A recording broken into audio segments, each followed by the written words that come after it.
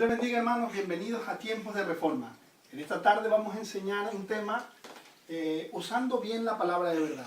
Primeramente, acompáñame a la escritura en la segunda carta a Timoteo, capítulo 2, versículo 15 en adelante. Procura con diligencia presentarte a Dios aprobado como obrero que no tiene de qué avergonzarse, que usa bien la palabra de verdad. El apóstol Pablo le hace una exhortación de que use bien la palabra de verdad. Y nuestro tema es el siguiente, usando bien la palabra de Dios. Trataremos tres temas. Número uno, no se puede cambiar el significado de una palabra. Número dos, no se puede sacar un versículo del contexto. Y número tres, una doctrina bíblica no se puede contradecir. Primeramente, en este punto, vamos a utilizar dos ejemplos. La palabra bautismo. La palabra bautismo viene del griego llamado baptizo y significa sumergir. Hoy en día muchas religiones lo utilizan como rociamiento o expansión, etcétera, etcétera. Pero cuando usted va al diccionario o cuando usted va a una concordancia de la escritura, en la parte de atrás le muestra todos los eventos acerca de esa palabra.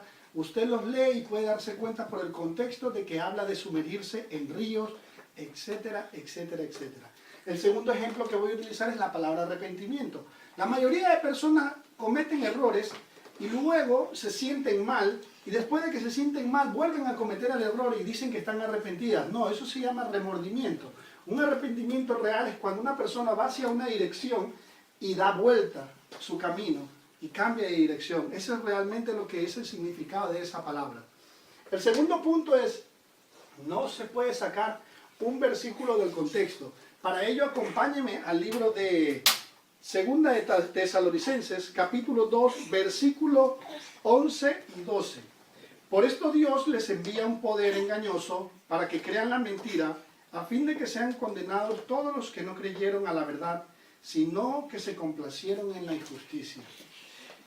Muchas personas utilizan ese texto para hablar o referirse a una persona secular. Por ejemplo, alguien sale con una enseñanza y rápidamente utilizan ese texto. ¿Ven? Ese texto habla de esas personas que son así.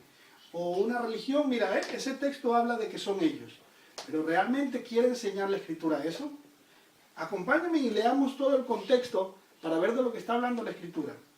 Pero con respecto, primeramente, Segunda de Tesalonicenses capítulo 2 del 1 en adelante. Pero con respecto a la venida de nuestro Señor Jesucristo y nuestra reunión con Él, os rogamos, hermanos, que no os dejéis mover fácilmente de vuestro modo de pensar, ni os conturbéis ni por espíritu, ni por palabra, ni por carta, como si fuera nuestra, en el sentido de que el día del Señor está cerca.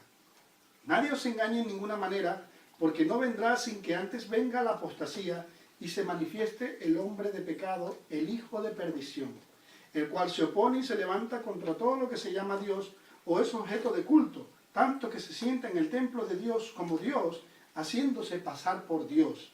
¿No os acordáis que cuando yo estaba todavía con vosotros os decía esto? Y ahora vosotros sabéis lo que lo detiene, a fin de que a su debido tiempo se manifieste. Porque ya está en acción el misterio de la iniquidad, solo que hay quien al presente lo detiene, hasta que él a su vez se ha quitado de en medio. Entonces se manifestará aquel inicuo, a quien el Señor matará con el espíritu de su boca y destruirá con el resplandor de su venida. Inicuo, cuyo advenimiento es por obra de Satanás, con gran poder y señales y prodigios mentirosos, y con todo engaño de iniquidad para los que se pierden, por cuanto no recibieron el amor de la verdad para ser salvos. Por esto Dios les envía el poder engañoso para que crean la mentira, a fin de que todos sean condenados los que no creyeron a la verdad, sino que se complacieron en la injusticia. ¿Realmente ese texto está hablando, por ejemplo, de mí? ¿O está hablando de una religión?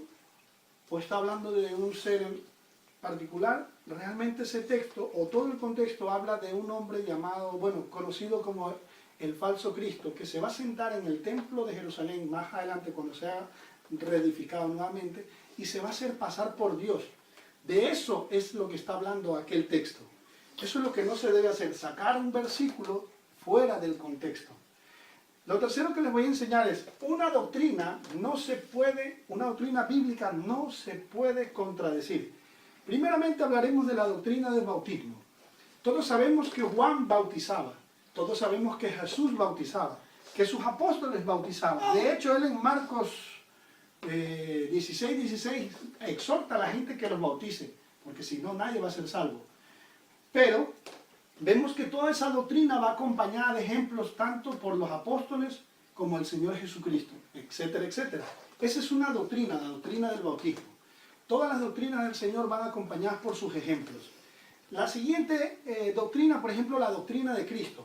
El mismo Señor Jesucristo, en el libro de Lucas, capítulo 24, verso 44 en adelante, les dijo: estas son las palabras que os hablé, aún estando con vosotros, que era necesario que se cumpliese todo lo que está escrito de mí en la ley de Moisés, en los salmos, en los profetas.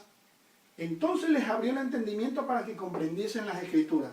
Cuando los apóstoles enseñaban a Cristo, ellos lo enseñaban desde la ley de Moisés, pasando por los salmos, siguiendo por los profetas. Y hoy nosotros utilizamos todos esos argumentos y utilizamos el Nuevo Testamento.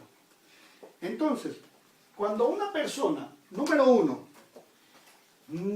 cambia el significado de las palabras, saca los textos fuera del contexto y no tiene respaldo ni por el Antiguo, ni por el Nuevo, ni por los apóstoles, ni por los profetas, ni por el Señor Jesucristo, realmente no está enseñando algo correcto, sino que está enseñando, ponen un título y utilizan el resto de temas para forzar a toda la gente y llevarlos hacia una creencia errónea realmente. Pero así no deberían ser las enseñanzas. Las enseñanzas tienen que tener una armonía. Así como Pablo enseñaba por la ley de Moisés, por los salmos y los profetas, así como Cristo enseñaba por la ley de Moisés, los salmos y los profetas. Esa es una verdadera enseñanza. Les doy estos puntos, estas pequeñas pautas, para que cuando usted vaya a los sitios de reunión, apunte todos los versos. Si es posible, grabe las predicaciones, cómprelas y vaya a su casa y en su casa repase todo lo que ha estudiado y abra bien los ojos y compruebe si realmente tiene respaldo bíblico, como lo hacían los maestros de verdad, como lo hacía el verdadero maestro, como lo hacía el Señor Jesucristo y los apóstoles. Esto es Tiempo de Reforma. Sigan adelante, siguiendo viendo nuestros vídeos. Esto es Tiempos de Reforma.